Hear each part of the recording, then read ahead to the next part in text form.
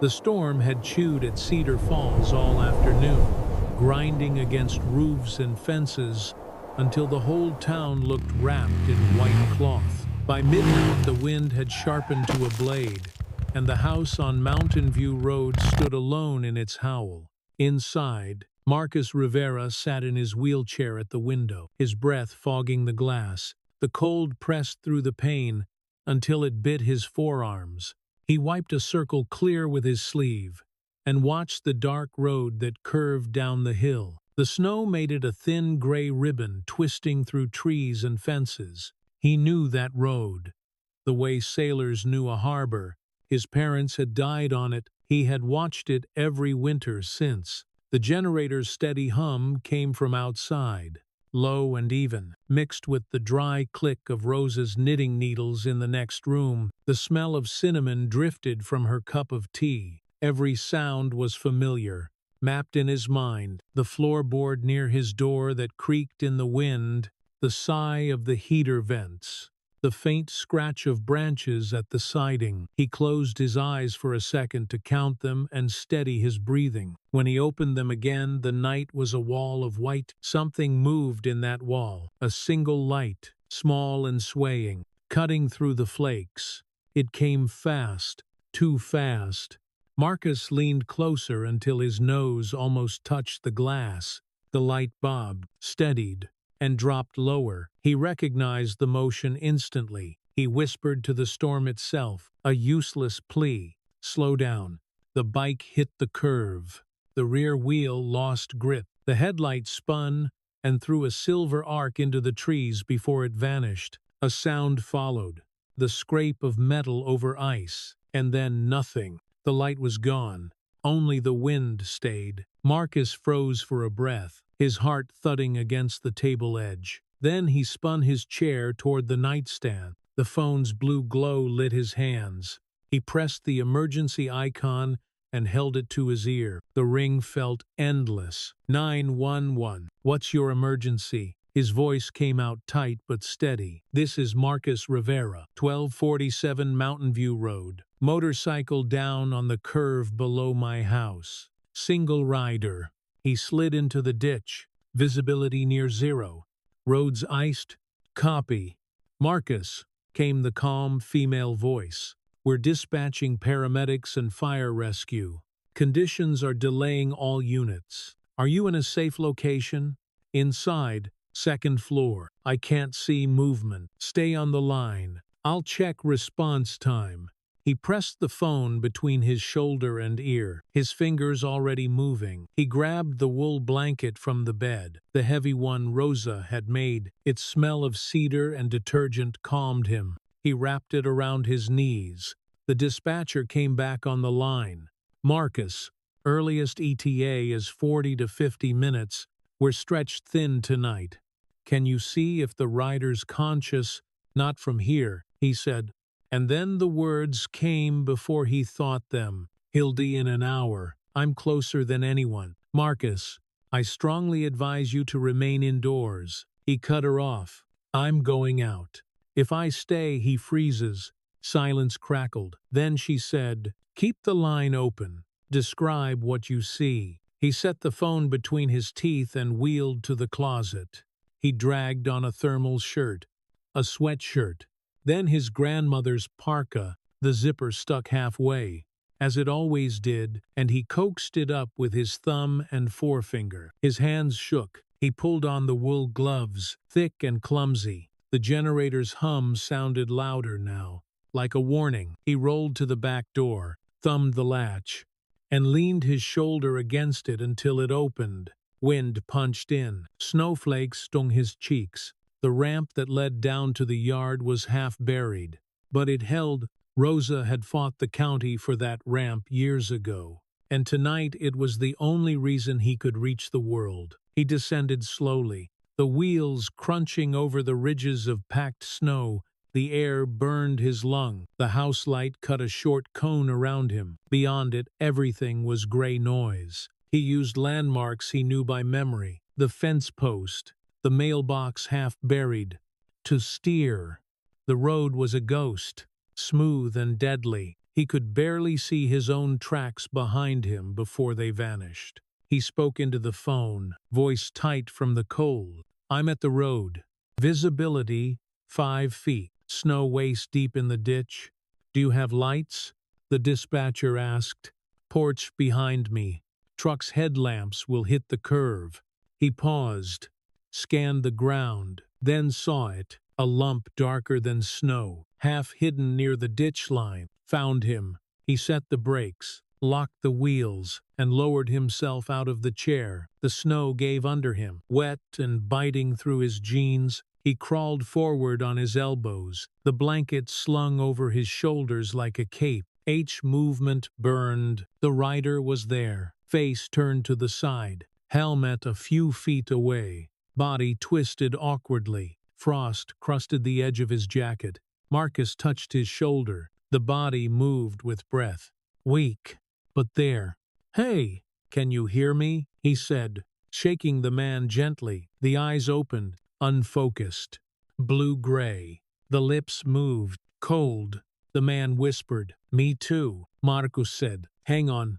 He unfolded the blanket, the wool stiff in the cold, and spread it over the man. He tucked the edges under his torso, then crawled closer until they were shoulder to shoulder. Heat passed between them, barely, but it was something. His gloved hand found the man's wrist, pulse shallow but steady. "Name?" Marcus asked. "Jake?" The voice was faint. "I'm Marcus. Help's coming. 40 minutes maybe. We'll keep you warm." "Bike," Jake murmured. "Forget the bike. Stay with me." The wind howled again, throwing snow into their faces. Marcus bowed his head to shield him. The dispatcher's voice crackled faintly. "Marcus, report condition. Alive. Breathing shallow. Possible fractures. Hypothermia starting. Send ETA to hospital." "Copy. Keep him talking. Anything to keep him awake." Marcus pressed closer, his knee against Jake's arm. "Talk to me. Where were you headed?" "Phoenix. My daughter's wedding. Next week. Wanted to surprise her. Good reason to make it through the night." Marcus said, "What's her name?" "Sarah. Beautiful name. She's going to be mad you're late." A weak laugh came, then a grimace of pain. Marcus felt his own teeth chatter. The cold had reached his spine, a deep vibration. He pushed his palms against Jake's ribs, not to compress, just to feel movement, to remind himself that warmth still existed. He whispered numbers, counting each breath. Wind pressed harder. Snow filled the ditch like sand. He could no longer tell where the road ended and the world began. The phone slipped from his cheek into the snow. He dug it out and called Rosa. It rang once. "Mijo." Her voice was sharp with worry. "Accident at the curve. 1 man down. Ambulance delayed. I need the truck and blankets. I am already getting dressed." 2 minutes. He smiled. Despite the numbness, of course she was. He turned the phone back to his ear. "Truck's coming," he told the dispatcher. "Copy that. Keep both of you covered." He adjusted the blanket, shaking snow from its folds. Jake's lips were turning pale, but his eyes still moved. "Tell me about Sarah," Marcus said. "She's a teacher, elementary, smart like her mother." Voice broke slightly. "Cancer took her 5 years ago. Sarah blamed me, said I was gone too much. She wasn't wrong. You're here now." Marcus said. "That counts." I felt Jake's breath falter. "Stay with me. Look at me. We're not done yet." Jake's eyes fluttered, then fixed on him again.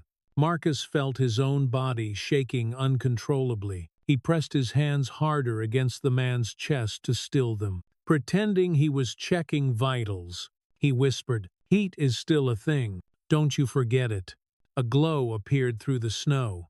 Diffuse at first, then stronger. Headlights. Wide beam. Low crawl. Rosa's truck. Relief hit like pain. He raised an arm to wave. The vehicle stopped 20 feet away. The engine idled, steady as a heartbeat. Rosa climbed out, wrapped in her thick robe, boots sinking to the ankles. She carried more blankets.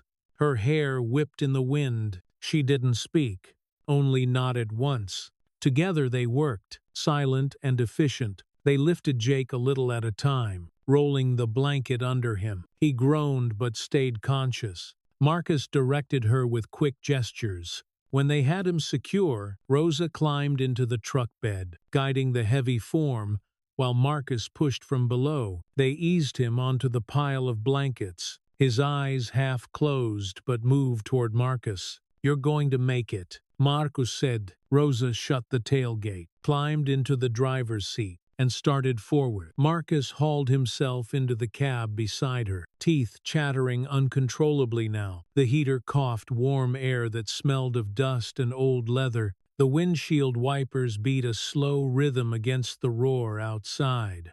Marcus held the phone to his ear again. "Moving toward Cedar Falls, General. ETA unknown. Road half iced. Copy. Marcus. Will alert the ER. Stay on the line if possible." He turned to look through the rear window. The blanket mound shifted slightly. Jake was still breathing. Marcus kept talking, half to him, half to himself. "We're almost there. You've got a daughter waiting. Don't quit before the good part." The truck crawled along the buried road, tires finding grooves where plows had passed earlier. The town lights showed faintly through the snow, yellow halos in the dark. The storm screamed, then softened. The heater hummed louder. Marcus leaned his head against the glass, his breath fogging a new circle. The hospital's lights appeared around the next bend, glowing orange against the drifts. Rosa pressed the horn twice. The automatic doors ahead slid open, spilling warm light. Two nurses ran out with a gurney. Marcus opened his door, the cold punching him one last time, and called out, "He's alive. Hypothermic. Fractures likely." They lifted the man from the truck with practiced hands. The ER swallowed him in seconds. Inside the bright entry, the first sound he heard was a metallic click, a wristband snapping shut around Jake's wrist, printed letters spelling Morrison. "Jake, 01:28 a.m. Rosa touched Marcus's shoulder. He looked back toward the snow-choked road. No sirens yet, only the wind, but he knew they would come. For now, the storm had been beaten back by motion, by will, by the thin line between breath and silence. He felt the heat from the vent on his face and closed his eyes. For one moment, that was enough. Morning filtered into Cedar Falls General through pale curtains, soft and colorless after the night's storm. The world outside the hospital was hushed, the snowdrifts glowing faintly blue beneath the early light. Inside, the air smelled of coffee and disinfectant. Marcus sat by the vending machine, his body sore, his mind empty of word. His gloves lay drying on a radiator, stiff from melted frost. For the first time in hours, he could hear his own breath instead of the wind. Through the glass wall of the ER, he could see Rosa talking quietly to a nurse. Beyond her,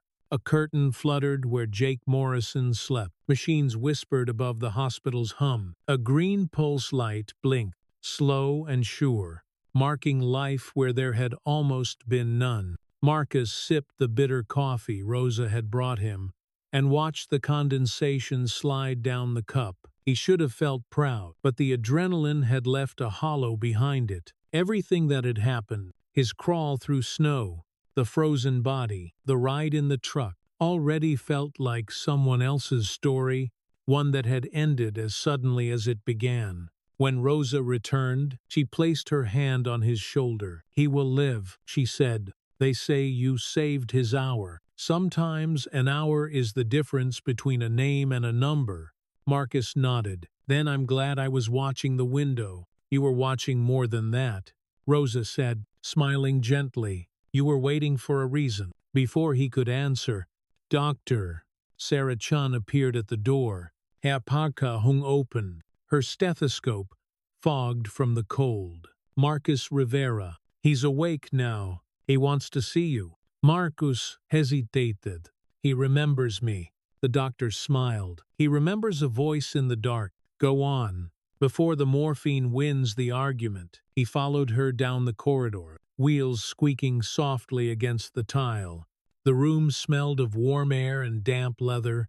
Jake lay half upright, his arm bound in a splint, an IV threaded into the crook of his elbow. His face, drained of color, looked older than it had in the ditch. When he saw Marcus, he grinned through cracked lips.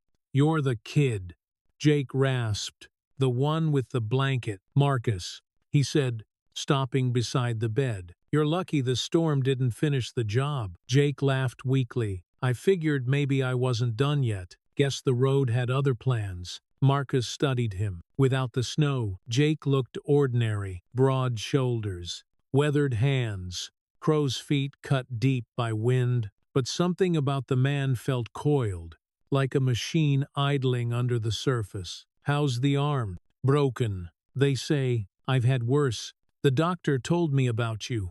Jake's eyes softened. "You didn't think twice, did you?"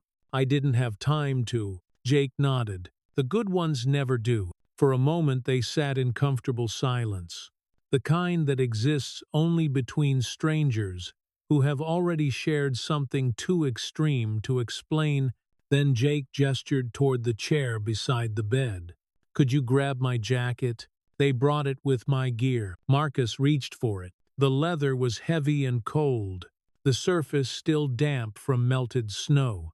As he lifted it, the hospital's white light hit the back, and something red flashed in the fold. He turned it over. The emblem filled the room like a shout, a skull with wings stretched across the shoulders, stitched in thick red and white thread. Above it, curved letters spelled Hell's Angels, and below, a smaller patch read Poenix Chapter. Marcus froze. The fluorescent light seemed to dim around it. The black leather smelled of gasoline, road dust, and something wild that didn't belong in a sterile room. Jake followed his gaze, exhaled slowly, and gave a lopsided smile. "Yeah," he said quietly, "that one surprises people." Marcus set the jacket down as if it might burn through the table. "You're one of them. Been one for 30 years, Jake said. "Not all of us are what the papers make us out to be." "I've seen the stories," Marcus said. Jake's smile didn't falter. "Then you've seen half the truth. The other half's brotherhood. We take care of our own, sometimes too well." Marcus met his eyes. "That's supposed to scare me." Jake chuckled, then winced as pain shot through his ribs. "No, son. It's supposed to explain why 100 men might show up to a funeral if one of us falls. We pay our debts." Marcus' pulse quickened. "You don't owe me anything." "That's not how it worked," Jake said. His voice had softened, but the weight in it was unmistakable. "You saved my life. My brothers will want to know your name." Rosa entered just then, breaking the tension like sunlight through clouds. "The nurse said you're doing better." "Thanks to both of you," Jake said. "You two make quite a team." Rosa smiled. "My grandson is the brave one. I only drive." "She drove through a blizzard," Marcus said. "That's bravery too," Jake replied. "In my world, courage gets remembered." He reached out with his good hand, and Rosa clasped it. For a brief second, the gesture looked innocent, just gratitude. But Marcus could see something else flicker there, the unspoken weight of a promise. When they left the room, Marcus felt the silence follow him down the hallway. Rosa talked about errands, coffee, the storm's damage to the fence, but his mind stayed on the jacket, folded against the bed's railing. In the truck, Rosa glanced over. "You are quiet again." "He's Hell's Angels," Marcus said, "from Phoenix." Rosa kept her eyes on the road. "And still a man who almost froze to death." "You saw the fear in his eyes, not the patch on his back." "I know. It's just, it changes things." She shook her head.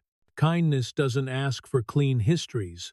They drove in silence the rest of the way. Snowmelt hissed under the tires. The world looked scrubbed, almost new. At home, the generator purred softly, the last sign of the storm's fight. Marcus went to his window again. The ditch where he had found Jake was just a faint depression now, the snow smoothed over like nothing had happened.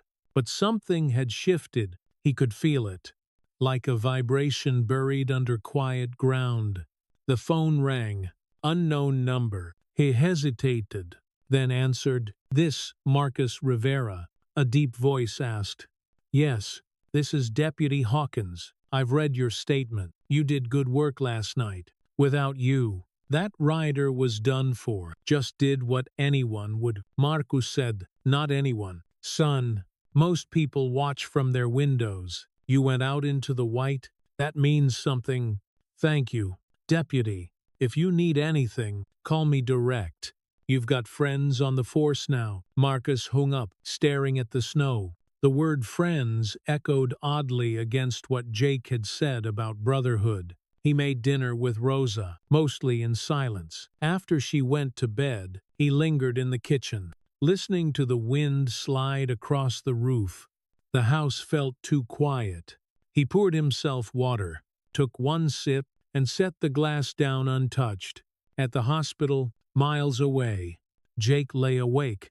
The ward's lights had dimmed to night mode. He reached for his phone, wincing as the IV line tugged. The screen's glow lit the patch on his jacket where it hung over a chair. He scrolled through contacts until he found the name he wanted. Thunder. The call connected after one ring. "Brother," came the voice on the other end, gravelly and alert even at that hour. Jake smiled faintly. "You're not going to believe what happened out here in Cedar Falls." The man laughed. "With you, I believe anything. You all right? Alive because of a kid. 17. Wheelchair. Braver than most riders I know. Pulled me out of the ditch in a whiteout." "Name?" Thunder asked. "Marcus Rivera." There was a pause, then a low whistle. "You sure you want the crew to hear about this? They'll make noise." "Let them," Jake said. "Some debts need witnesses." He ended the call, dropped the phone on his chest, and closed his eyes. Back on the hill, Marcus couldn't sleep. He wheeled to the window, drawn again to the road's curve. It gleamed faintly under the moon, perfect and smooth, the kind of beauty that only looks safe from a distance. His reflection hovered in the glass. Tired eyes, blanket on his lap. A life that had always been small and contained. Now something outside that window had cracked it open. He had gone into the storm to save a stranger. What came back with him wasn't just gratitude. It was a thread connecting him to a world he didn't understand. A world that didn't forget. Outside, the wind shifted, brushing the snow from the railing. Inside, Marcus stared at the clean, quiet road and thought of the red and white skull gleaming under hospital lights. He had no way of knowing that far to the south, engines were already starting, their sound low and deliberate, carrying a message born in ice. He thought the story had ended in the ditch. It had only just begun. By late morning, the storm had fallen into a kind of sleep, the way a fever drops without apology and leaves a room damp and tender. Cedar Falls wore its quiet like a bandage. Snow lay in clean folds over hedges and roofs, and the road below the Rivera house ran black through the white in a narrow seam. Marcus woke in the living room chair with the blanket bunched against his ribs and the taste of hospital air still in his mouth. In the kitchen, Rosa moved with her small winter liturgy, rinsing a thermos, tapping a fuel gauge, folding a towel along its old crease. The generator outside had shifted from a growl to a satisfied purr. He rolled to the window. The curve of the mountain road was back in view, plain and deceptive as glass. The ditch where Jake had slid had softened into a shallow crease, like a bruise pretending to be skin again. The sight made something in his chest pull tight, as if a wire had been tuned a step past pitch. "Eat first," Rosa said, setting a bowl and a plate and a spoon, with the gentle finality of someone who knows weather and boys. "Then we go back." The soup burned in the right way, honest heat that worked outward from the throat. He ate and felt the tremor leave his hands. Rosa shook out the wool blanket and draped it over his lap, warm now in a way that remembered last night. She looped a scarf once, caught herself, and looped it a second time the way she had when he was small. The gesture made him want to apologize for scaring her, and also made him proud that he had. The truck started like an old friend does, with a small complaint and then a steady yes. Plows had carved lanes between waist-high walls of snow, and the town stepped back into itself in familiar pieces as they drove. The diner's sign blinked stubbornly. The hardware man chipped at ice with a shovel that had seen more winters than most dogs. A dog watched him anyway, head tilted, tail beating a rug of snow. The mountains held the whole scene in white ribs. Rosa drove as if roads were contracts. She kept promises with the wheel. Marcus watched the light work across the windshield, watched the small adjustments she made when the tires whispered and the truck felt thoughtful under them. The radio offered a county update, and then a line of static. She turned it off and the silence felt earned. The hospital still looked like a beacon. Sodium lamps washed the entry in a lemon glaze, and the doors parted with a soft breath. Heat wrapped them in its simple mercy. A volunteer at the desk gave Rosa a badge, and Marcus a look of recognition that said she knew who he was, the way towns know the names of the people who call for help. Somewhere behind the glass, a printer chirped a label into being. The smell of disinfectant and coffee braided itself into something that meant safety. Dr. Sarah Chun met them at the nurse station, braid damp at the end as if it had walked through a cloud. Her parka hung on a hook for the first time since the storm began. "He is stable and stubborn," she said, "which in my line of work is a fine combination. We will set the arm later when swelling gives us permission." She turned to Marcus, and her face softened in a way that made praise feel like mathematics instead of ceremony. "You did field work exactly as written and exactly as needed. That is rarer than you might think." Praise slipped off him the way snow slips off a warmed roof, but it warmed the place under it. He nodded and followed her to the elevator.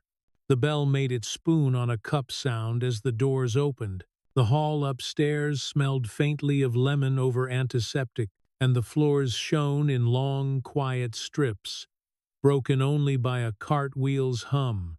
Jake's door stood half open. He lay angled in the bed with that drained look people wear after they have given heat and pain to a building and are waiting to see how much comes back. The splint on his arm made a pale scaffolding. Warm fluid hung in a bag beside him, and a monitor drew a calm green line across a small screen like a promise being kept.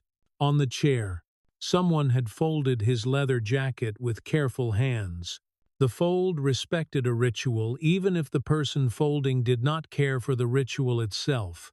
Jake saw Marcus and managed the kind of grin that had a tired engine under it but still turned the wheels.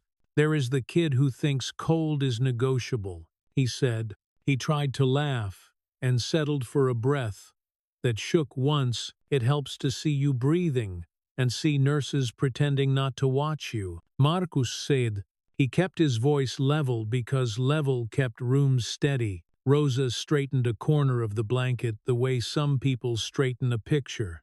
"You are less blue," she said. "That will do. Color by color," Jake said. His gaze found Marcus and held. "Not hard. Not trying to prove anything. I have ridden with a lot of men, a lot of miles. Courage look different on different face. I have not seen many who roll toward a ditch at night when the wind is carving the world into pieces. You did. I will not set that down." He said it without weight in his tone, which gave it weight in the room. Marcus answered without trying to dodge the truth. "I thought about time," he said. "The dispatcher gave me numbers, and those numbers made a kind of edge. An hour can be a cliff. I did not want you to go over it." Dr. Chun stepped in, signed a form with square letters, and made a note that moved a surgery from idea to calendar. "You may rest and then argue with us about breakfast," she said to Jake. "Which I will win." She gave Rosa a grateful glance that tasted like real gratitude does, without any sugar over it. Sandwiches beat vending machines every time. After they left the room, Deputy Hawkins waited in the corridor with snow salt still gritted in his boot treads. He shook Marcus's hand like a person who knows hands tell the truth about a night. "Reports look better when they tell stories like yours," he said. "I checked on our guest. His chapter is known for toys and fundraisers and grease under fingernails, not headlines. Record is cleaner than rumor." The words landed where Marcus kept his evidence. They did not erase the image of the patch, but they set it beside other facts, which is all evidence asks for. Rosa exhaled a small amen and patted the deputy's sleeve as if blessing a useful tool. They went to the market because storms always end with errands. The first aisle had sleds and salt and a stack of gloves, meant for people who only pretended to like winter. The clerk knew Rosa and told her about a furnace in a rented place that coughed like a smoker. Marcus parked by the window where sun pooled on the linoleum and scrolled through his phone without intending to. The photos came in fast little square, white and black and blur. Then one arrested him. The jacket in the snow, half turned by a mean little gust. The patch bright against the white, the hospital lights still an hour away. The phone had frozen that moment with more honesty than memory. The emblem looked sharper on the glass than it had under fluorescent hum, the red and white stubborn under the blue cast of night. It was not a memory, it was a fact. It was a proof that his small, disciplined life had stepped across an unseen border. He closed the image and filed it in a folder he named without words. But the skull stayed behind his eyes, digital and permanent, and ready to travel with him wherever the phone went. They went home long enough to shovel the walk and brace the fence. Snow rasped under the shovel and slid as if relieved to be told where to go. The fence post had taken the storm personally and split. They propped it with a scrap board and a promise, because winter often demands promissory notes. While they worked, Marcus thought about the different kinds of duty he was seeing now that the night had let them live. Rosa made duty look like air, like something you take in without thinking and share, because that is what lungs do. Jake made duty sound like an oath, like something you carve into wood and hand down and pay for if you must. Rosa did this for God and neighbor. Jake did this for a code that called itself family. Both felt true in his hand, one soft and endless, the other hard and exact. In late afternoon, they returned to the hospital with sandwiches that made the nurse smile in a way vending machines never could. Jake ate with the gratitude of a man who has been cold and does not intend to be polite about warmth. Between bites, he slid 2 cards across the blanket toward Marcus. "Security found these in my jacket," he said. One was a business card rubbed soft at the corners, a name and a company and a number, printed in patient ink. The other was an old rectangle gone thin with use. The word Thunder stood at the top, not in a tidy font but in hand, firm and a little aggressive. The letters pressed hard enough to emboss the back. The paper smelled faintly of old leather and road dust, as if it had spent its life in a pocket that went to places maps still argue about. Marcus touched the ink with one finger. It did not smear. The little card felt heavier than paper has any right to feel. A token, weighted by a promise he had not asked for. A key to a door he was not sure he wanted to open. A nurse came with a fresh bag and a note from radiology. "Surgery when the schedule stops being rude," she said, and grinned. She taped a line with competent hands. Rosa rose, gathered wrappers, and fixed Jake with a look that had made school boards and insurance adjusters behave. You will do what the doctor says. No hallway adventures. And you will call your daughter when you wake. Do not pretend you do not like phones. Yes, ma'am, Jake said, surrendering with a smile that made him look like a younger version of his own face. Dusk folded the sky outside into the deep blue winter keeps for itself. The parking lot became a field lit by small moons on sticks. They drove home through streets that had turned to lanes through pale canyons. At one corner, a boy lobbed a snowball at a sign and missed, and laughed like a person who had forgotten night could be a wolf.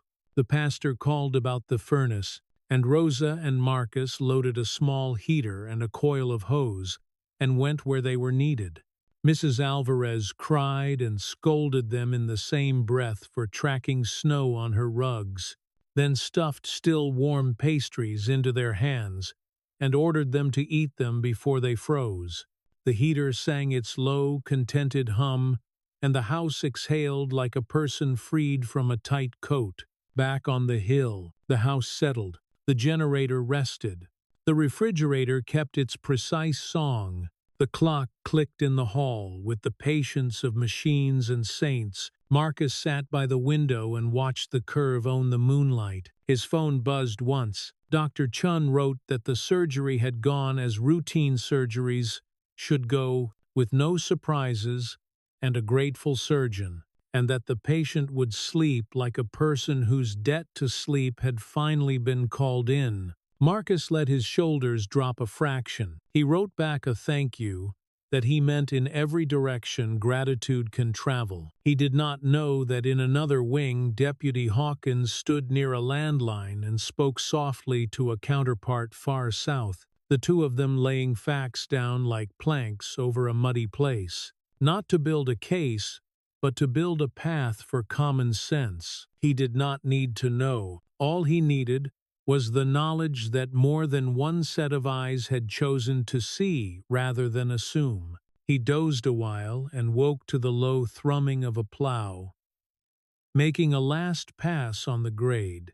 The blade sang against the packed edge and sent up a small comet tail of snow. He rolled closer to the glass. The plow's tail lights dwindled to 2 red seeds and went out behind the next rise. The curve lay clean and honest, a scar the road had decided to keep. He thought about the photo, about the way the phone had taken the night and made it precise.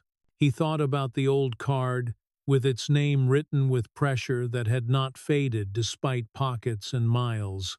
He thought about duty in 2 languages, Rosa's and Jake's, both of them true and neither easy. He set Jake's line on the tidy shelf of his mind, with the handle pointed out, "We pay our debts." He did not flinch from the weight of it now. He had carried heavier things. Rosa's slippers whispered in the hallway. She set a hand on his shoulder and followed his gaze to the black seam below. "The world is still there," she said. "It always is," he answered. They stood in the thick quiet. Somewhere far south, a phone lay beside a sleeping man, and a list waited on a table next to a set of keys. Here on the hill, a boy who watched and a woman who drove kept their small lighthouse lit. The storm had fallen asleep, but the road was awake, and it was already thinking about what it would send them next. By the 3rd morning, Cedar Falls had almost forgotten the storm. Snowmelt ran in silver ribbons down the gutters, the streets clean, the roofs dripping with light. From his chair by the window, Marcus watched the road curve away into calm, black against white. It looked harmless again, the kind of road people trusted. He knew better.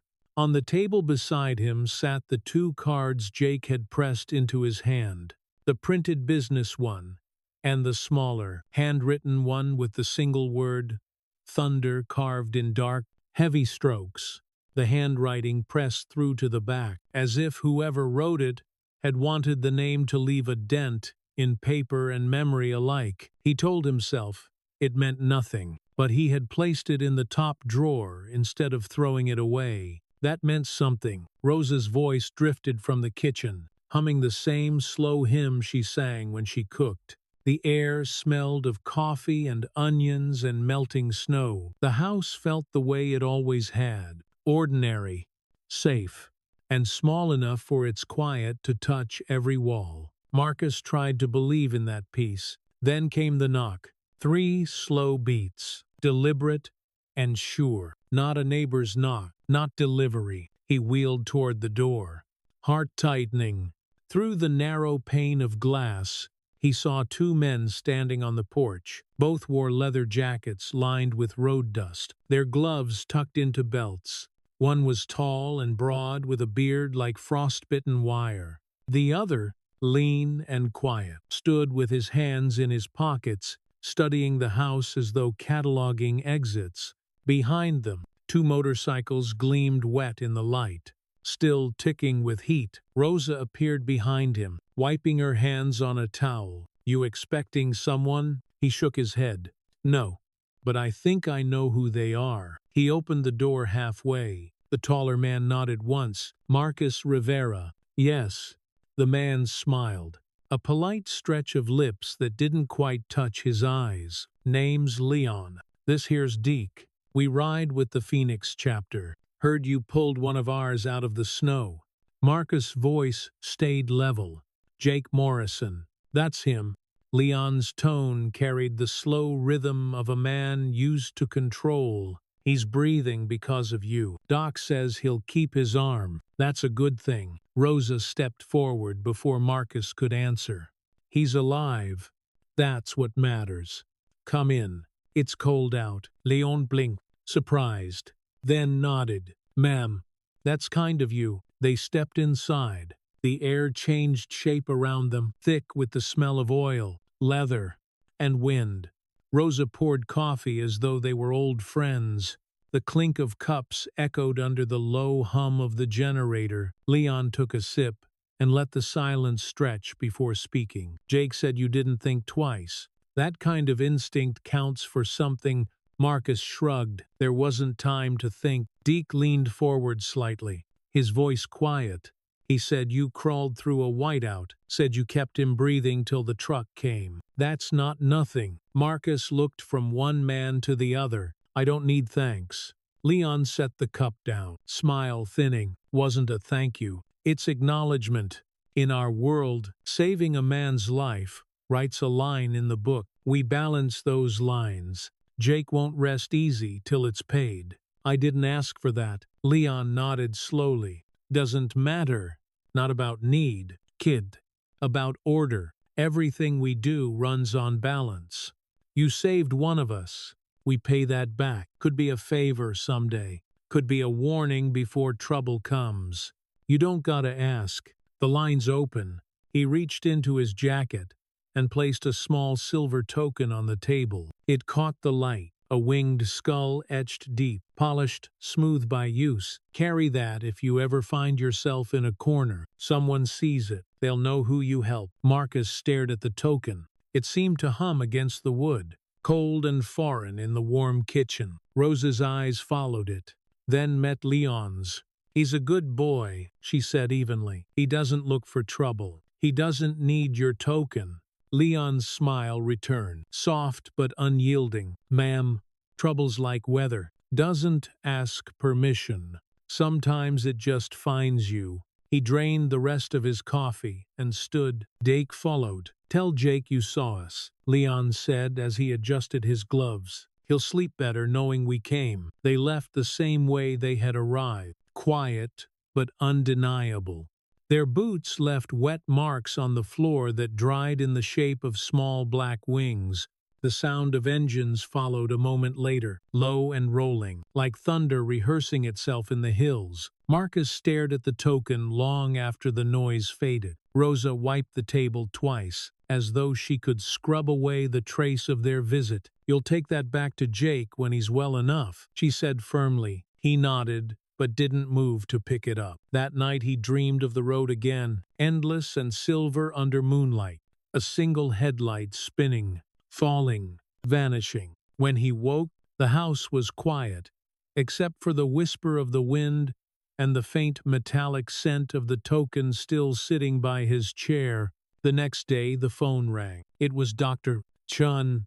"Marcus, Jake's asking for you," she said. "He says it's important. I'll come by." At the hospital, the room smelled of antiseptic and metal. Jake was half sitting up, his arm caged in a brace, eyes bright under exhaustion. "They found you," he said before Marcus could speak. "Leon and Deke. They left this." Marcus held up the token. Jake's gaze flicked to it. "Good. Keep it." "I don't want it." "It's not a gift," Jake said. "It's recognition. You wear that. You're under the wing.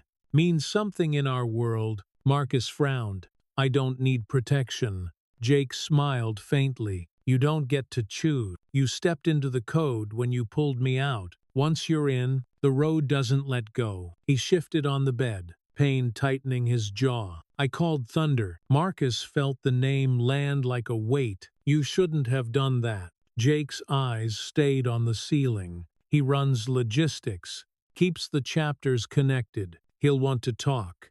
"I don't want that call." Jake looked at him then, calm and final. "He doesn't ask, Marcus. He decides." The call came 2 nights later. Long after Rosa had gone to bed, the screen showed an Arizona area code. For a moment, Marcus considered letting it ring. The silence between tones stretched too long, too deliberate. He answered, "Marcus Rivera." A voice said, "Yes, this is Thunder." The voice was low, unhurried, carved from desert air. It wasn't loud, but it filled the room. "Jake says you're the reason he's still alive. That makes you family?" "I'm not. You are now." The words cut through his protest before he could finish. "Family isn't a word. It's a ledger. You marked it when you pulled him out." "I don't forget marks." The certainty in that voice was heavier than threat. It was law. Marcus tried again. "Quieter. I don't want anything." "Good," Thunder said, "because debt runs both ways. You saved one of mine. Someday, maybe, one of mine saves you." Silence pressed through the line. Then the voice softened. "We ride north next week. If you hear the thunder, don't be afraid." The call ended. Marcus sat in the dark, phone still in hand. Outside, wind moved under the eaves like an engine far away. He opened the drawer, took out the silver token, and turned it over in his palm. The skull gleamed faintly in the light from the window. It no longer looked like a gift. It looked like ownership, cold, precise, and out of place in a quiet house that smelled of coffee and wool. It was proof that his life had crossed into a world of noise and speed and loyalty written in blood. Rosa found him an hour later, still holding the coin. She didn't ask what had happened. She looked at his face. Then, at the road beyond the window, the same road that had started everything, the wind brushed against the glass and made it tremble. "Mijo," she said softly, her voice steady. "You chose to save a man. Don't let that choice make you part of his world." Marcus nodded, though the sound of distant engines was already building inside him. The night air carried something that felt like movement, like a storm beginning again. He set the token on the table. It caught the moonlight and glinted once, like lightning waiting for thunder to follow. The snow had thinned into gray veins along the shoulders of Cedar Falls. The sky was clean but cold, a blue too sharp to trust. From his chair by the window, Marcus watched the road curve down through the pines. The world had returned to order, or at least pretended to. The mail arrived. The church bell chimed at the right hour, but beneath the sound of normal life ran another rhythm, steady, hidden, mechanical. The quiet wasn't real. It was holding its breath. The silver token sat on the table, still gleaming faintly where the light found it. Marcus told himself he had left it out, only so he would not forget where it was. But he glanced at it too often for that to be true. The engraving caught every shadow, every shift of daylight. Sometimes, when the house was silent, it seemed to hum against the wood. Rosa moved through the kitchen, humming her morning hymn. The smell of onions, soap, and coffee mixed with the faint metallic cold seeping from the window. When she saw Marcus watching the road again, she didn't scold him. She only said, "If you stare long enough, mijo, the road might start staring back." He almost smiled, but a knock interrupted. 3 slow, deliberate reps, not the nervous tap of a neighbor, not the deliveryman's rhythm. He froze. Rosa's eyes met his. "It's too early for anyone," she whispered, but it wasn't another visit. When he opened the door, Sheriff Hawkins stood there, his hat in hand, his breath turning white in the air. "Morning," Hawkins said. "Got a minute?" Marcus wheeled aside to let him in. Hawkins's eyes flicked to the token on the table before he sat down. "Heard from the hospital. Your man's healing fine. He's got good lungs for someone half frozen. Jake's strong," Marcus said. "Maybe too strong." Hawkins grunted softly. "Phoenix chapter Sendvort. They're planning a run north. Jake's friends, most likely, said it's peaceful, but I like to know what kind of thunder's headed our way." He gave a thin smile that didn't reach his eyes. "Don't suppose they called you first?" Marcus shook his head. "They don't ask. They decide." The sheriff's gaze settled on him, heavy and direct. "Then you understand my concern." He took something from his pocket, an envelope already open. Inside was a printed notice from the State Patrol about a convoy permit request. Motorcycles, 25 strong. Destination Cedar Falls. Date, this weekend. Rosa crossed herself quietly. "They're disciplined," Hawkins said. "No loudness. No stunts. Helmets on. Signals clean. That worries me more. A rowdy pack is easy to predict. A quiet one's here on business." Marcus's eyes drifted to the token. "He told me I was family now." "Yeah," Hawkins said, "but sometimes family shows up carrying its own storm." He stood, tipping his hat toward Rosa. "We'll be ready at the church lot. You stay home. Keep your doors closed. If it goes wrong, text me one word. Help.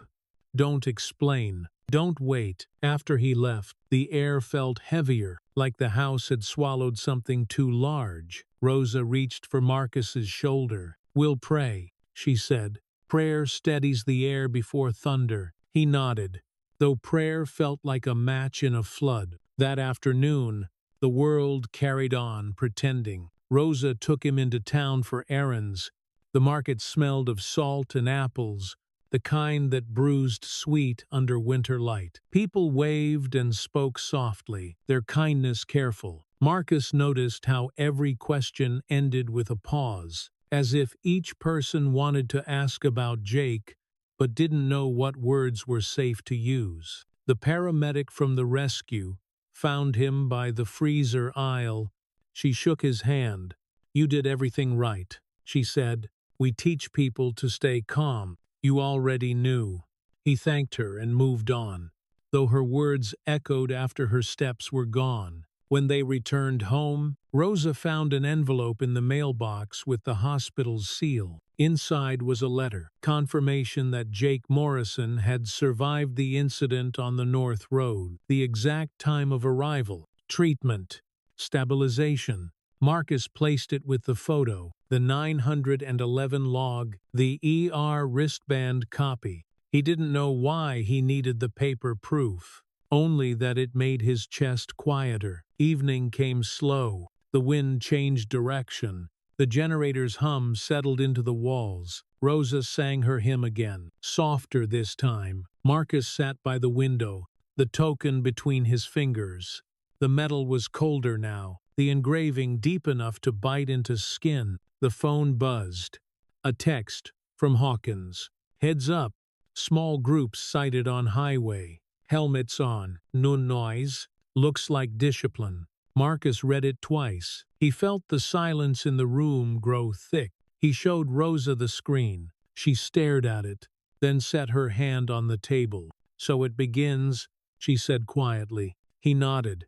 "He said they'd ride north." Rosa looked toward the window. Outside, twilight pressed against the glass, pale and waiting. They ate dinner without speaking much. Afterward, Rosa washed the dishes with sleeves rolled up, her movements measured and calm. When she turned off the faucet, she didn't look toward the road. She looked around the kitchen, at the table, the folded blanket, the lamp she'd had for 20 years. "This house has been peace for a long time," she said softly. "Let's not let their world take that." Marcus wanted to promise her it wouldn't, but the words wouldn't come. Then the air changed. It began faint, like a rumor underfoot, the vibration before the sound. The glasses in the cupboard gave a thin rattle. Rosa's eyes lifted toward the ceiling. It came again, stronger this time. A low, braided roll, steady, measured. The kind of sound that builds its own gravity. Engines, many of them, far but organized. The hum reached through the floorboards, through Marcus's wheels, up into his ribs. Rosa turned off the light. The window glowed faintly from the moon. They stood side by side, watching the dark bend of the road. The phone buzzed again. Another text from Hawkins. "We are staged at the church lot. 2 turns behind them. Porch is your porch. You need anything. Text 1 word. Help." Marcus typed back 1 word. "Ready." He placed the phone down and reached for the folder of evidence. The photograph, the letter, the call log. He set them in a neat stack within reach. Then he slid the token into his pocket. It was warm now from his hand. The noise grew closer, assembling rather than rushing. Each engine found its rhythm until they sounded like one long breath made of steel and fire. The walls of the house seemed to lean toward the sound. Rosa stood still, her hand on Marcus's shoulder. She didn't flinch. Her eyes stayed fixed on the horizon. "They're coming," she whispered, not afraid, not angry, just stating a fact. Marcus nodded. "I hear them." The floorboards trembled again. Outside, somewhere down the hill, a dog barked once and stopped. The engines were climbing, the roar deepening into a pulse. The sound moved through Marcus's chest, through his breath. He looked toward the window. The road curved in the distance, still empty, but the reflection on the meltwaters shook. The vibration was no longer sound. It was presence. Rosa's fingers tightened slightly. "Whatever happens, you remember?" she said, her voice calm and low. "You saved a life. You did not invite this world in." He nodded again. But as the thunder of engines built, filling the valley with a living pulse, he felt something inside him shift. The house inhaled, the road exhaled, and somewhere beyond the curve, the first headlight flared through the trees, white, bright, unwavering, followed by another and another. The sound was no longer distance. It was here. The storm was climbing toward his door. The first headlight came through the pines like a clean thought, steady and white, and then another followed, and another, the glow sliding over packed snow and vanishing around the bend.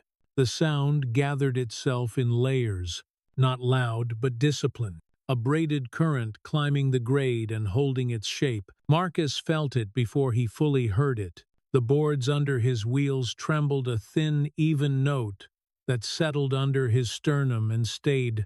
Rosa stood beside him at the window, her hand warm on his shoulder. Down the hill, the curve flashed a wink of chrome and swallowed it again. The engines kept time with each other the way rowers do, individual muscles inside a single rhythm. His phone buzzed in his pocket. A brief message from Hawkins said the lead group was in pairs with 2 road guards and no stunts. Another line said he was 2 turns back and that the porch was theirs. Marcus slid the phone away and felt the cool oval of the coin beside it. The metal had taken the heat from his hand and gave none of it back. Rosa crossed to the table, lifted the folder, and tucked it beneath the wool at his lap. The photograph and the hospital letter and the call log stacked square like a small, quiet backbone. Only then did she thumb the deadbolt. Cold air shouldered the door open and moved through the house with the clean scent of pine and meltwater. The lead bikes eased to idle at the foot of the drive. One rider rolled forward and lifted a palm in a permission ask that needed no words. He wore a high-visibility vest over leather. The choice of a man who knows how police read hands. He pointed to the gravel shoulder and then to the church lot down the hill, offering stage and spill. Marcus nodded once. The rider touched 2 fingers to his visor and circled a gloved hand in the air. The lead 6 drifted 2 by 2 to the shoulder and killed their engines in a soft cascade. Stands dropped in the same beat.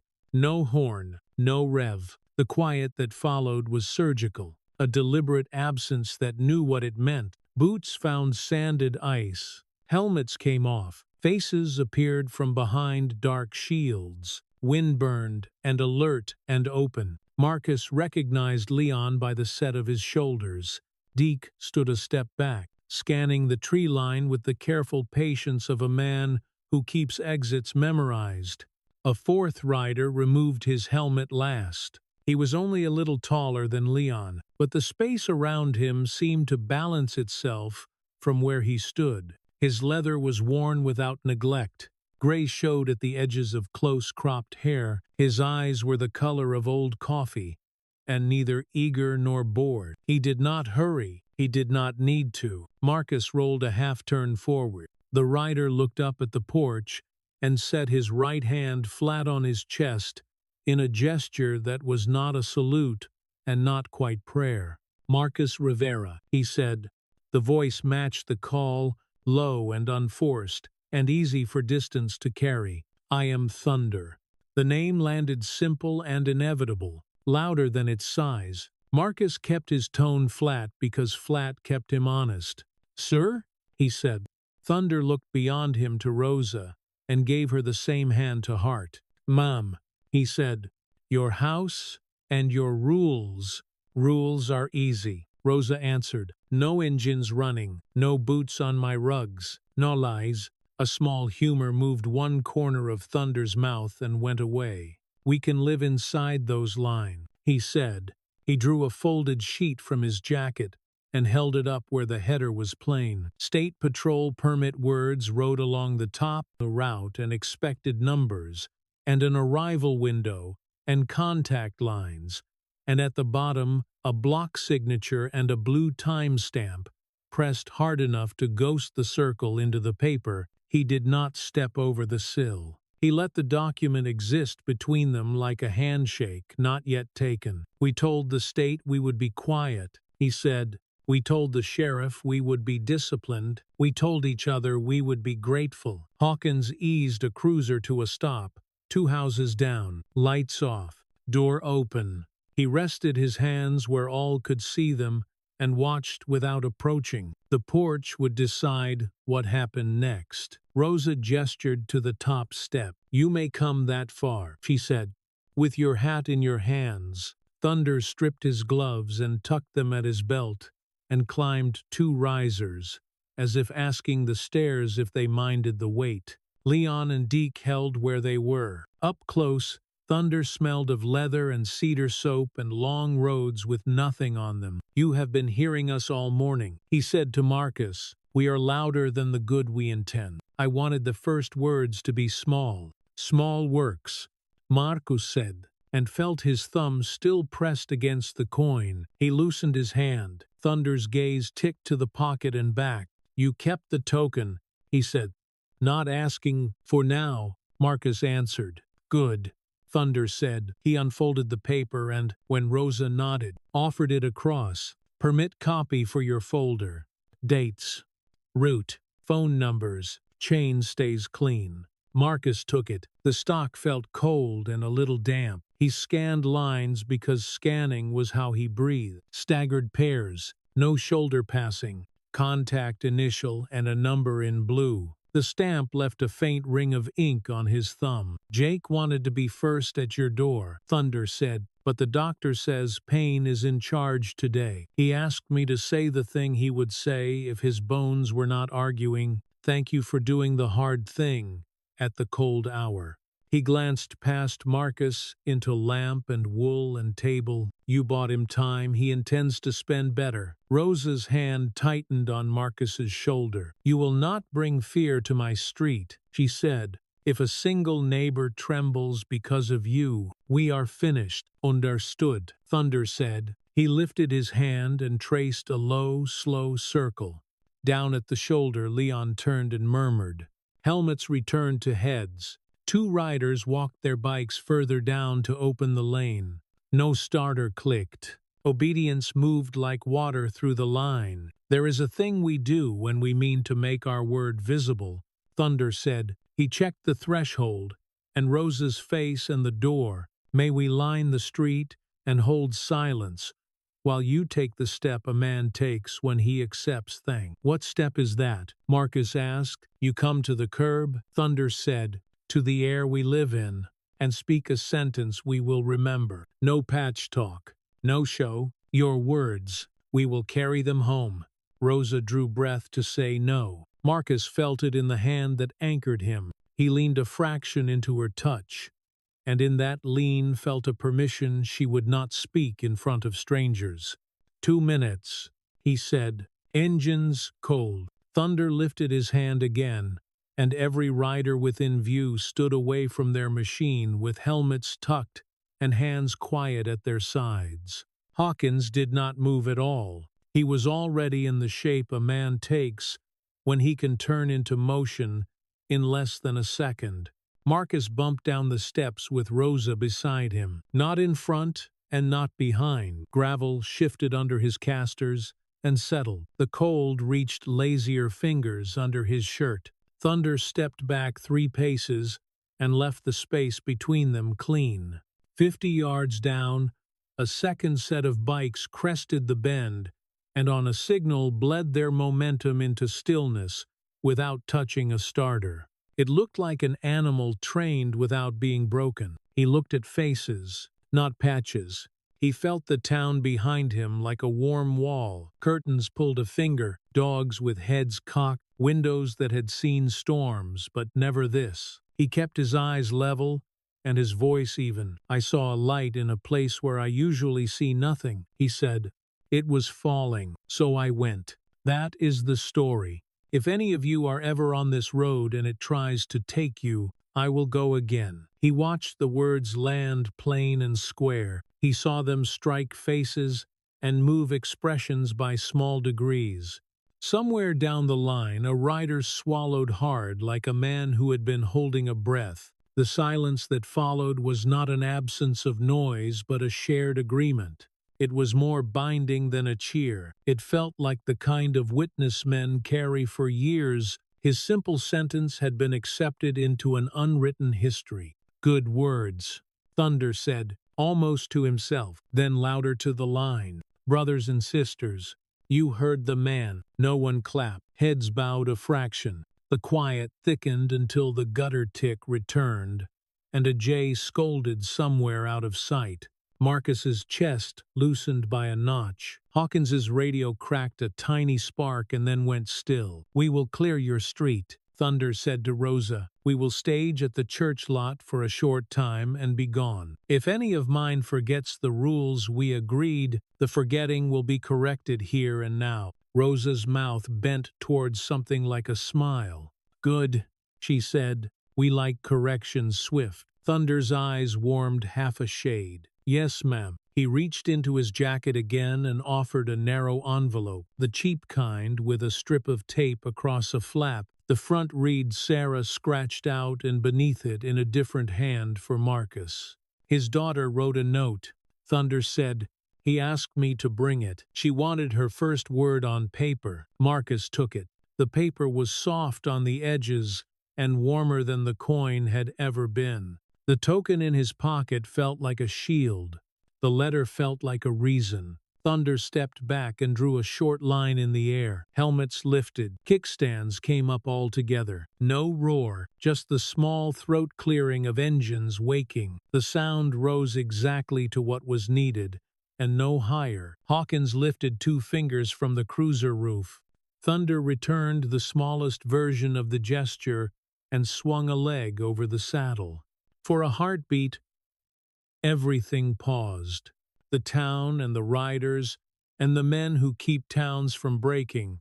And the pause held. Marcus's phone buzzed inside his blanket. He knew the name before he looked. Dr. Chun said he is asking for you, and that now matters. He looked from the screen to the street and back to the porch. Rosa read it in his face and nodded.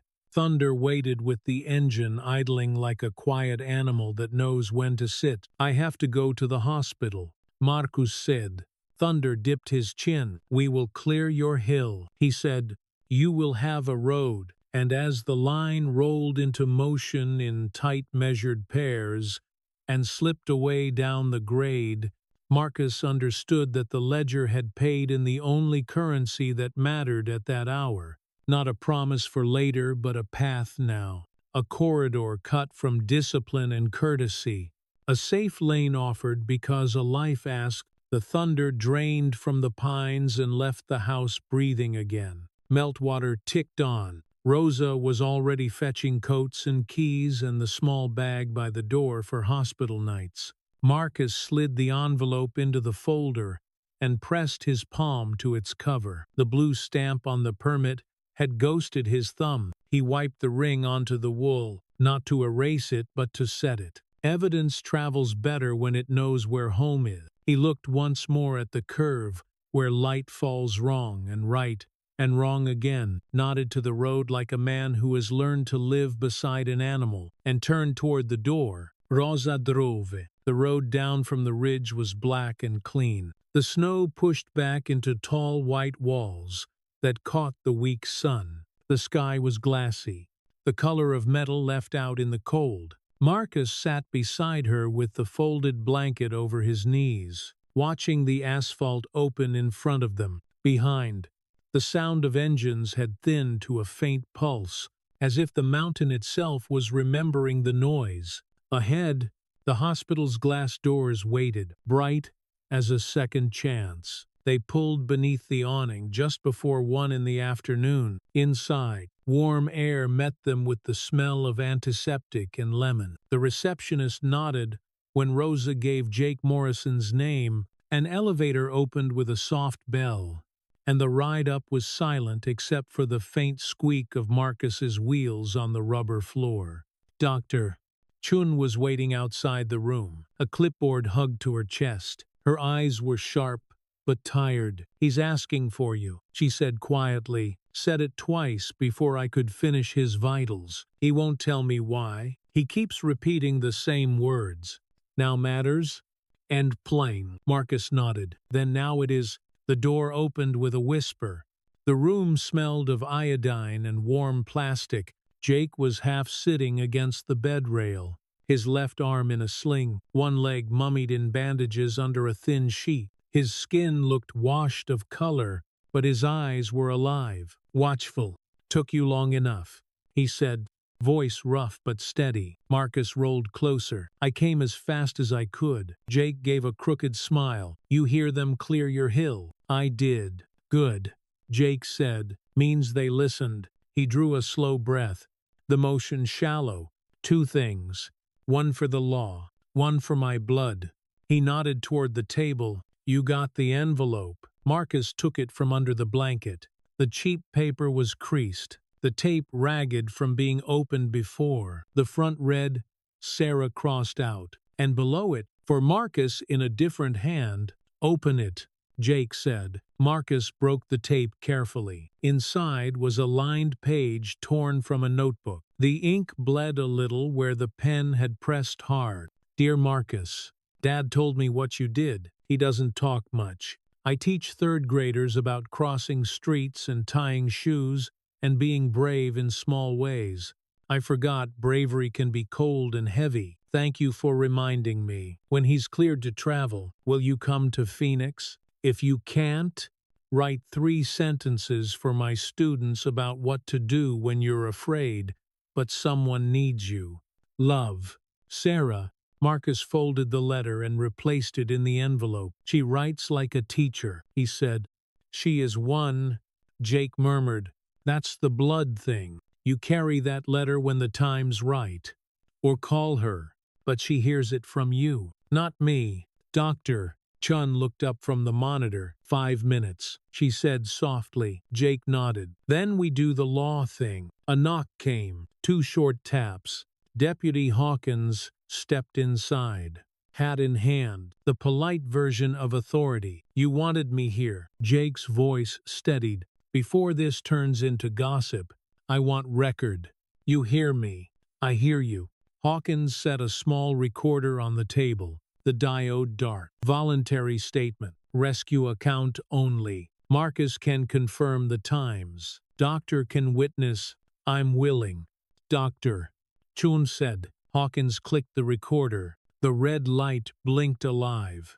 He spoke the date, the room, the names. Jake began to talk, voice even. He told the story in plain words. Ice, curve, slide, the sound of the crash, the cold pressing in. He described the blanket, the voice telling him to hold still. The steady hands. He did not say miracle. He did not say angel. He said Marcus when the facts needed a name. Doctor. Chun added the medical record, arrival time, temperature, vitals.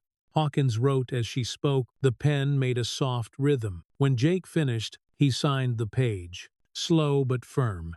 Hawkins signed next. Then Marcus. Doctor. Chun dated it last. Hawkins sealed the recorder in a plastic bag and labeled it in neat block letters. Chain of custody starts at 1322, he said. Recorder to evidence before 1400. This isn't rumor anymore. It's record. Jake let out a breath that almost sounded like relief. Good, he said. Now I can rest a minute. Hawkins gathered his papers. You should both know, he said to Marcus and Rosa, that stories like this grow legs. Some folks will want to make you a symbol. Others will want to pick at your motives. Prepare yourself. Prepare how? Marcus asked. By deciding what part of you the world gets to see. Hawkins said, What's a window? What's a locked door? Rosa's tone was quiet but firm. We keep the door, she said. Hawkins smiled faintly. That's usually the right choice. He tipped his hat and left. Jake looked from one to the other. There's one more piece, he said. Before they took me into surgery, I made a call. The kind you don't take back. There are still riders coming. If you tell Thunder to call it off, he will. If you don't, they'll keep coming in 5s and 10s until they've said their thanks. That's not threat, that's physics. Marcus stared at the white blanket. You want me to decide. I want you to own your peace. Jake said, I made my mess. You made your stand. You don't owe anyone noise.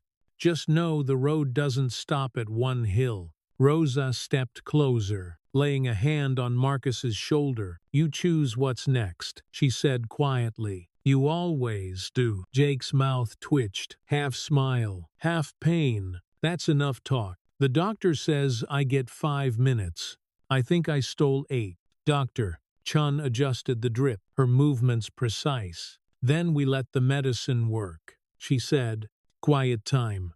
Rosa touched Jake's hand once and stepped back. His eyes closed. His breathing evened, and the monitor settled into a steady rhythm. Marcus sat beside the bed a while longer, listening to that measured beeping. He felt the weight of the envelope in his lap, warm under his hand. The coin in his pocket felt cold as stone. One was proof of a debt, the other a direction. When they finally left the room, the hallway's light seemed too bright. The elevator doors closed with a hush. Marcus's phone buzzed as they reached the lobby. Unknown number. One line of text. You did good, kid. Heard the recorder clicked. Ledger noted.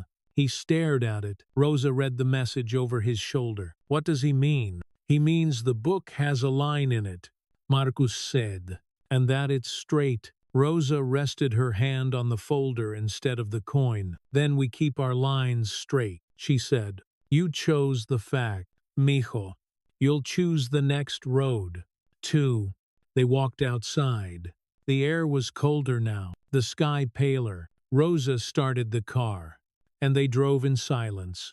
the sound of tires on wet asphalt, soft as breath. At the bend before their house, Marcus looked at the road, ordinary again, innocent in its quiet. But he knew the quiet was temporary. He thought of Sarah's letter, of the riders still climbing the passes, of the choice waiting on his phone, call off the thunder, or let the debt finish paying itself in engines and miles. He looked down at the coin in his hand, then at the envelope resting on his lap, one cold, one warm. Which one was the real debt? When the house came into view, he knew he had to call Sarah, but the first call he needed to make was to Thunder before the next wave reached the hill. The house was quiet, the kind of quiet that waits for a verdict.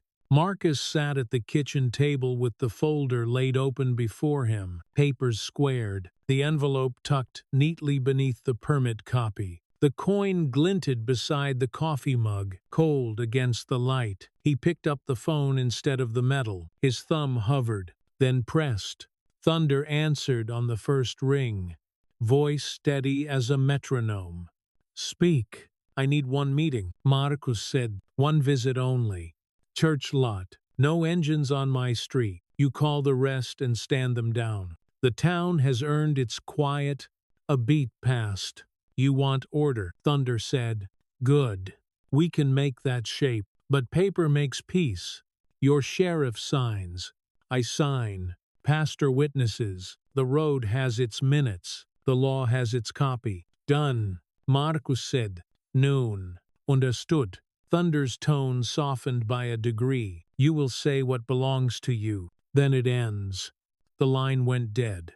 Marcus exhaled and dialed Hawkins before the silence could return to stone. "Already here," Hawkins said. The pastor opened the hall. "Bring your folder and that teacher's letter. Paper's cleaner than talk." Rosa had her coat on already. She saw his face and said only, "Let's set the room before they do." They drove the short curve into town. The snowplow had carved the church lot into neat edges of white and asphalt. Hawkins stood near a folding table outside the hall doors. Thermos steaming, breath visible. The pastor and two elders arranged chairs into a circle and changed their minds 3 times. Rosa thanked them, her voice low but final. Hawkins nodded at Marcus's folder. "You brought your evidence." Marcus opened it like a craftsman unrolling tools.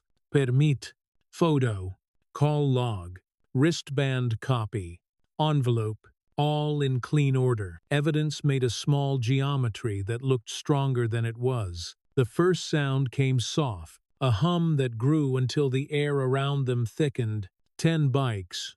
Nothing more, rolled into the lot, 2 by 2. Helmets mirrored the pale sky, engines low as heartbeats. They parked in one disciplined line and killed the noise. Thunder stepped forward, hat in hand, his coat sipped high. Leon and Deke flanked him, boots wet from the melt. "Ma'am." "Deputy." Marcus. His eyes swept the table. "We're here to close a ledger." Hawkins slid a single sheet forward. Simple language. Arrival limited. Departure certain. No idling on residential streets. Contact names. Numbers. Signatures. The pastor added one line for host. Thunder read it once, lips barely moving. He signed his road name below his given one. Hawkins followed. The pastor's pen scratched across the page with the weight of every funeral sermon he'd ever written. Marcus signed last, not as law or host, but as witness. The hinge between both worlds. The paper flattened under Rosa's hand. Thunder drew his phone, scrolled, and pressed call. The riders behind him lifted their heads slightly. On speaker, a voice answered, thin and distant. Thunder said, "Stand down. This hill is closed. The thanks has been given. If you are at the pass, turn. If you are still packing, stay home. If you have already prayed, say amen and move on." He ended the call and slid the phone away. The ledger is closed. Neighbors began to drift into the lot, cautious but curious. No one whispered. Rosa met their eyes one by one, reminding them It was still their town. Hawkins lifted the sealed recorder from his bag. Label visible. There is a sworn statement, a medical record. And this agreement, he said, what remains is courtesy. We'll keep it until sunset. Then it's done. Thunder turned toward Marcus. If you wish, say your line. If not, the silence holds it. Marcus rolled to the table's edge, the letter pressed warm against his leg. He spoke the words again, slower, deliberate. I saw a light where I usually see nothing. It was falling, so I went. If any of you are ever on that road, and it tries to take you, I will go again. The wind dropped. Even the engines seemed to listen, though they were dead. The quiet that followed was not absence. It was agreement. Rosa's breath clouded and cleared. The pastor rested a hand on the rail as though to steady the air itself. Thunder reached into his jacket and produced a small padded envelope. Inside was a data drive, labeled by hand. Copy of our call to stand down, he said. Time and date on the seal. Give it the same chain as the other evidence. Hawkins took it, wrote the time on the flap, and sealed it in another bag. Paper meets engine, he said softly. Works cleaner than rumor. Thunder inclined his head. You have your quiet. A ledger closes when both sides can read it without anger. For me, that day is today. For you, it may take longer. That is fine. Tell Sarah I will call, Marcus said. She asked for 3 sentences. Thunder's eyes flickered with something almost kind. Children remember sentences, not speeches, he said. He stepped back, tugged his gloves on, and raised a hand in farewell. Helmets went on. Kickstands folded in a ripple. The engines caught and settled into a restrained chorus, a sound almost reverent. One by one, they eased down the road, turning cleanly onto the highway, moving back into the wide country that had sent them. When the sound faded, the town exhaled. Hawkins capped the pen and slid the signed document into a clear sleeve. 1 copy for the pastor, 1 for Rosa, 1 for the file. He handed the pastor his and nodded once. Rosa turned to Marcus. You didn't let noise tell the story, she said. They came to pay a man's debt. They left honoring a boy who knows the quiet truth. That's a kind of power, too. Marcus looked at the table. Photo, permit, letter, recorder, all in quiet order. I think it's over, he said. Then call her. Rosa replied. Call her from home, with dishes in the sink and the kettle working. Let her hear what peace sounds like. They drove back through the town that had already begun returning to errands and sidewalks. The snowbanks glowed dull gold in the afternoon light. At the house, the warmth met them with the smell of coffee and soap. Marcus placed the folder on the table and took out the envelope. The coin sat beside it, no longer heavy. He looked once at the photograph, the red and white patch that now seemed like lines of ink, meaning only what men had chosen to make it mean today, not what someone else decided yesterday. He called. The ring lasted 2 beats.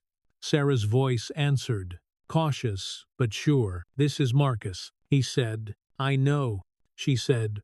Dad told me you'd call. He smiled. He could almost hear a classroom behind her. Faint chalk, young voices. I have 3 sentences for your students. Go ahead, she said. He spoke them slowly, the way you set a nail straight before striking. Fear is a bad map maker. Warmth is a decision. You can be a bridge, even when your legs don't work. She didn't speak for a moment, then said quietly, they'll remember those, so will I. Marcus said. When he hung up, the house was still. Rosa hummed in the kitchen, the sound small and steady. He watched the window fog and clear, like breathing. The road below looked ordinary again, but its quiet no longer felt like waiting. It felt earned. The story, finally, was written in full. Spring crept over Cedar Falls, as if testing the ground before stepping in. The last patches of snow sank into the soil, and the air smelled of pine. wet earth, and diesel from trucks hauling salt away. Marcus sat by the open window, the breeze pushing against the curtains like a polite visitor.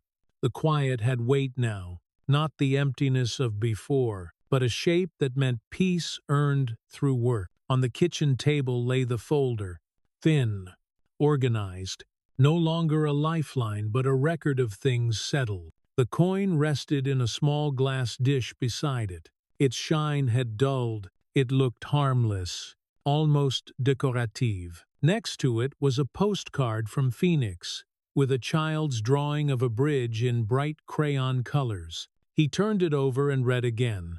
Dear Marcus, the students hung your sentences on the wall. They made pictures, bridges, blankets, firelight. One wrote, "Fear is a bad map maker." Across an entire sheet, it won a ribbon at the fair. Dad reads your words during therapy. He says they keep his mind steady. When the doctor clears him, we'll come north. The town that saved him deserves to be seen. Sarah Morrison. Marcus smiled, running a thumb over the ink. Her handwriting had the rhythm of someone climbing uphill. Steady, deliberate.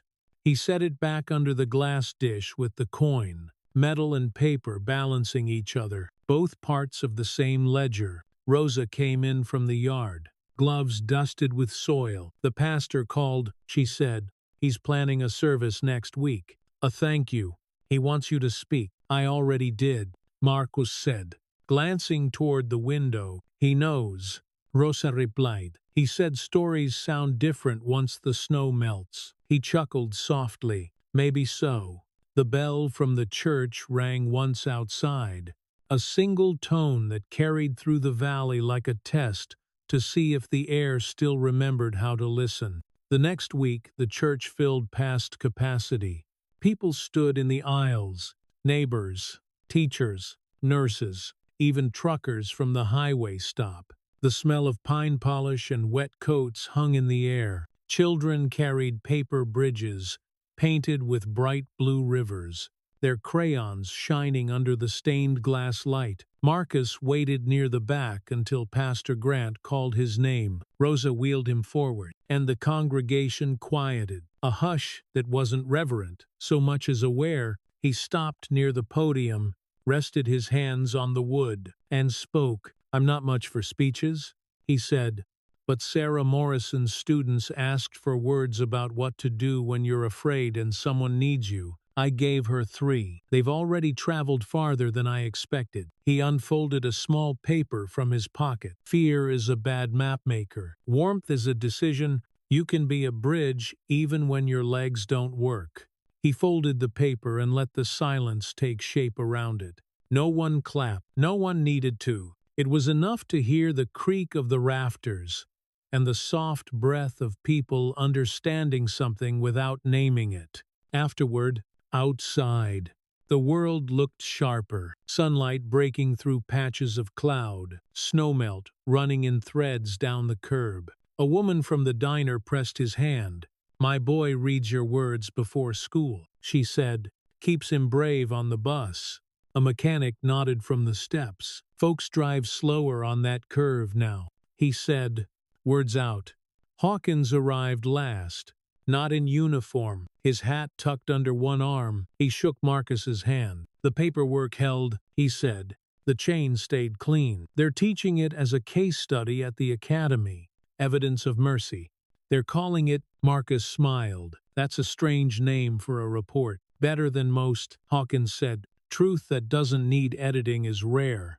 They stood a moment, watching the children tug on the pastor's coat for cookies inside. Rosa handed them each a coffee.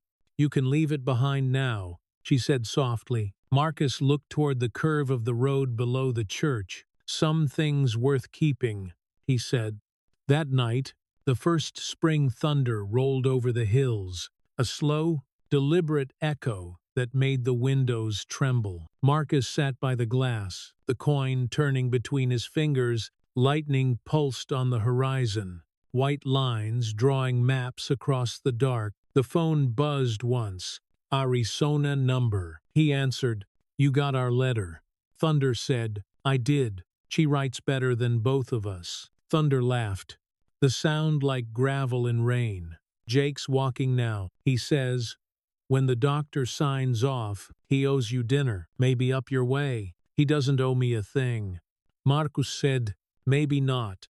Thunder replied, "But some debts people like paying just to remind themselves they're still men." They fell quiet for a beat, the static between them thin as frost. "You did right," Thunder said finally. "We keep clear of that hill now." The story traveled clean. Marcus looked out at the storm. "That's enough for me. The ledger's never empty."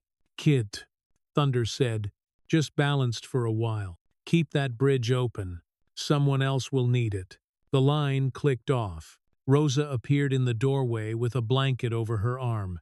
"Thunder again." "The weather version," Marcus said. She smiled and wrapped the blanket around him. "That one I don't mind." Rain began tapping on the window. Soft, insistent, rhythmic. Marcus watched each drop race down the glass until the trails merged into one, roads of water finding their way home.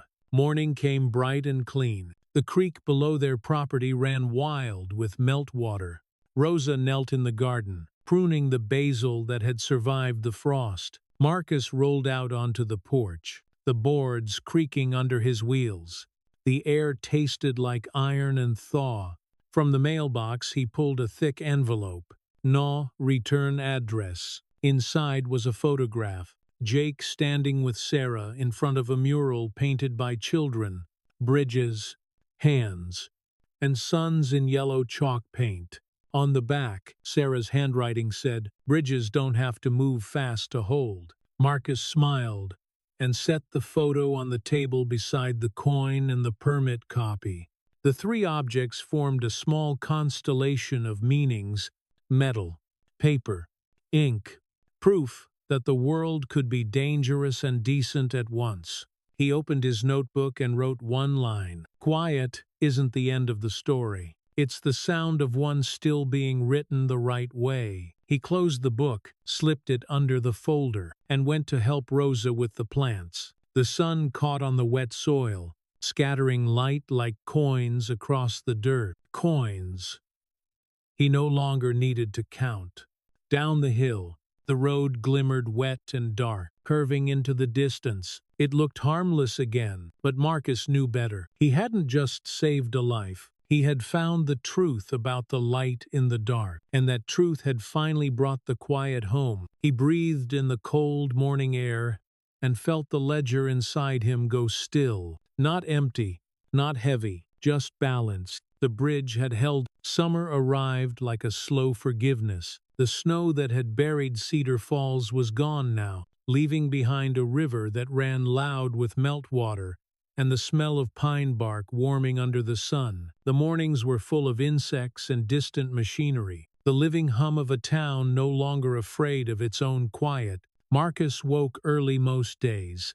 He would fix small things around the house: the porch rail, a latch that stuck, the hinge on Rosa's kitchen window. His hands had learned to move without hesitation. The work felt honest, and each repair was like balancing a small piece of a larger ledger that finally stayed even. On the table sat a glass dish with the coin and Sarah's photograph. The silver had dulled, its edges rounded by time. It no longer looked like a warning. It looked like an emblem of something survived. Behind the frame lay the letter she had sent in spring. He no longer read it every week. Once a month was enough now. That morning, Rosa found him on the porch, looking south. "You're waiting again," she said. "For a road," he replied. She smiled.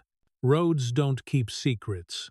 They always come back." The mail arrived just after noon. An envelope from Arizona, thick and folded. Inside was another letter from Sarah. "Marcus, Dad's been cleared to travel. We're driving up next week, slow and careful. He says he wants to see the hill again, to stand where everything turned. He asked if Cedar Falls still remembers him. I told him it remembers everything. It just forgives better now. Sarah." Marcus read the letter twice. The sunlight caught the words and made the ink shimmer faintly, as though the paper itself had been waiting to breathe again. He set it on the table, next to the coin. Rosa came in with a tray of basil clippings. "They're coming," he said. "Then we cook for 4, she replied. "The house can hold more stories." They arrived on a Thursday afternoon. The motorcycle came first, engine low, and even, a sound that carried discipline instead of threat. Jake rode slow, his left leg braced with metal, posture steady. Behind him followed a small sedan. Sarah drove, one hand on the wheel, the other drumming time on the door. Marcus waited on the porch. The sun was at his back, throwing long shadows over the steps. When Jake parked at the bottom of the hill, the quiet that followed was companionable. Jake swung his leg off the bike and laughed under his breath. "You still keeping this place too clean?" he said. "Some habits are stubborn," Marcus replied. Rosa opened the door. "You're late for supper," she said. Jake grinned. "Then we'd better earn it." They ate on the porch. Beans, cornbread, and cold tea. The talk started awkward, with long pauses between questions. But soon the air loosened. Jake spoke of recovery, of therapy, of the club's new rulebook. Thunder calls it the courtesy clause. He said, "Nobody rides through Cedar Falls with engines hot. Helmets on. No noise past the curve. It's written into the code." Marcus nodded. "A law born of quiet." Jake laughed. "Exactly. Who would have thought silence could travel this far?" Sarah leaned forward, her eyes bright. "He tells everyone you're the man who proved decency, has paperwork." Rosa smiled. "We should put that on a sign." Later, as the sun sank and the air cooled, Rosa and Sarah walked the garden while the two men sat on the porch. Fireflies blinked in the tall grass, small points of light. Mapping an old conversation. "You ever think about that night?" Jake asked. "Every day," Marcus said, "but not like before." Jake nodded. "I used to think survival was luck. Now I think it's balance, one life steadied by another." Marcus looked toward the curve of the road. "Ledgers again." Jake chuckled and pulled something from his pocket, a small cloth bundle. He unwrapped it and placed it on the table between them. Inside lay a silver medallion, smaller than the old coin, engraved with the winged skull and a single phrase, "Bridge Keeper." "Thunder said you'd hate it," Jake said, "but he sent it anyway. Says every road needs its record keeper." Marcus turned the medallion in his palm, feeling its cool weight. "Not a title I need." "Not a title," Jake said. "A thank you." Marcus placed it beside the coin on the porch rail. "Then it belongs here, not to me. Town property." Jake laughed softly. "Fair trade." They sat until the porch lamps came on, listening to Rosa's and Sarah's voices float back from the garden. Gentle, sure, almost like prayer. "To the ones who keep the road straight," Jake said, lifting his glass. Marcus raised his own. "And the ones who learn to slow down." They drank to both. By morning, the motorcycle and the car were packed. Rosa handed Sarah a tin of cornbread wrapped in paper. Jake paused by the porch. "You sure you won't take a ride?" Marcus shook his head. "Still my hill. I've already made the trip." Jake smiled. "Then we'll honor the rule." He put on his helmet, started the engine, and rolled downhill. At the curve, the same one that once nearly took his life, he slowed, lifted a gloved hand in salute, and disappeared around the bend. Marcus watched until the sound faded completely. The quiet that followed did not feel final. It felt alive, full of echoes that would never hurt anyone again. The asphalt gleamed dark and wet where the sun touched it, a ribbon of patience winding through the trees. It looked like every road he had ever known. Ordinary, forgiving, but this one carried a new rule written on it. That afternoon, Hawkins arrived with a manila folder under his arm. "Got a letter for you," he said. "From the state office." Marcus took it, eyebrows raised. They registered Thunder's new clause. Hawkins said, called it the Cedar Rule. It's official club policy now, filed and notarized. Marcus smiled. Not bad for something born out of snow and bad luck. Hawkins nodded. The state also sent this. He opened the folder and handed over a document bearing a seal. The last line read, "Let the record show that in Cedar Falls, order and compassion met on the same road." Marcus folded the page carefully. "Chain of custody," he said. Hawkins laughed. "You never quit." "Neither should truth," Marcus replied. Hawkins tipped his hat and started down the steps. "Keep the road clean," he said. Marcus watched him go, the wind lifting the corner of the document like it wanted to keep reading. Evening came soft, gold sliding through the pine. Rosa lit the porch lantern and set it between them. The basil in the window gave off a faint pepper scent. Marcus opened his notebook and wrote one final line. "Peace is a record you update, not a thing you frame." He closed it and felt the weight settle right in his chest. "Steady. Deserved." Rosa looked over. Another note. "Maintenance." He said, "Ledgers need attention." Down the hill, the road shimmered in the lantern light, silver against the dark. It curved into the forest like a sentence that didn't need an ending. Marcus leaned back and listened. The creek, the breeze, the slow rhythm of quiet that now belonged to him. He glanced once at the medallion on the table, bridge keeper, gleaming beside the older coin. The night carried no threat, only invitation. He smiled, certain that if another traveler ever lost their way, there would be a road and a rule waiting to guide them home. The bridge had held, and so had he. In the end, the long road home reminds us that true peace isn't the absence of noise, it's the courage to keep our balance when the world around us shakes. Marcus's story shows that silence can either protect or imprison us, depending on what we do with it. He chose to break the kind of silence that hides injustice, and instead built a quieter, stronger one, the peace that follows truth. Through kindness, accountability, and small acts of repair, he turned a moment of chaos into a rule for compassion. For many of us, life brings people and systems that test our patience, our worth, even our faith and fairness. The lesson here isn't about fighting louder.